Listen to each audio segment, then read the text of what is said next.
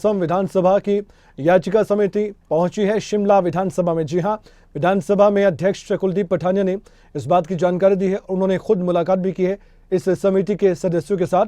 असम में petition committee के कामों को भी साझा किया जाएगा, ये भी जानकारी प्राप्त हुई है।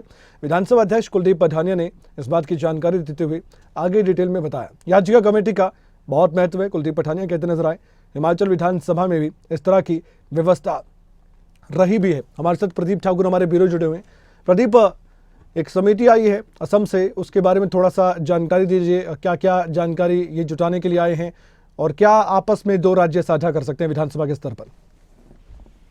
बिल्कुल, देखिए, असम विधानसभा की जो याचिका कमेटी है उसकी वो कमेटी यहाँ पर पहुंची है और यहाँ के जो अध्यक्ष इस कमेटी के सभापति हैं टरोश गोवाला जी, उनकी अध्यक्षता में ये कमेटी आज विधानसभा पहुंची और विधानसभा अध्यक्ष कुलदीप पठानिया के साथ बातचीत की और दोनों जो कमेटी के जो रूल्स बिजनेस होते हैं उसकी एक कॉपी विधानसभा अध्यक्ष को दी गई। फिर विधानसभा अध्यक्ष ने जो हिमाचल विधानसभा के रूल्स और जो प्रोसीडिंग के रूल्स होते हैं उसकी एक पुस्तक जो है वो इस कमेटी के चेयरमैन को दी है। तो इसके साथ साथ एक दूसरे के साथ जो एक वहाँ पर क्या हो रहा है असम विधानसभा क्षेत्र में उसकी जानकारी भी साझा की गई। हिमाचल प्रदेश विधानसभा की जो ई विधान प्रणाली है उसको भी इस कमेटी ने देखा और इस दौरान जो हिमाचल विधानसभा के अध्यक्ष है कुलदीप पठानिया, उनकी तरफ से कहा गया कि हमारे प्रदेश में भी पहले याचिका कमेटी हुआ करती थी, यानी पिटीशन कमेटी हुआ करती थी, लेकिन उसको बाद में रद्द कर दिया गया था। लेकिन अब हम फिर से विचार कर रहे हैं और इसमें जो सचिव विधानसभा है उनको मैंने निर्देश दिए हैं कि आप इस कमेटी को फिर से रिवाइव कीजिए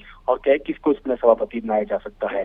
क्योंकि किसी भी विधानसभा क्षेत्र की अगर बात करें, विधानसभा की बात करें और बाकी भी जो संसदीय प्रणाली में याचिका कमेटी की बहुत बड़ी भूमिका रहती है और वो इसलिए क्योंकि आम लोग अगर किसी सरकार की नीति, किसी विधेयक से उनको कोई दिक्कत है या उनकी अपनी कोई राय रखते हैं वो, तो उस कमेटी के समक्ष अपनी बात रख सकते हैं और अगर एक बड़े स्तर पर हम कह सकते हैं कि उसका पिटीशन जो है वो अलग अलग आम लोगों की तरफ से डाली जाती है तो फिर उस कानून को रद्द भी करना पड़ता है। ऐसे भी इस याचिका कमेटी के कुछ नियम रहते हैं।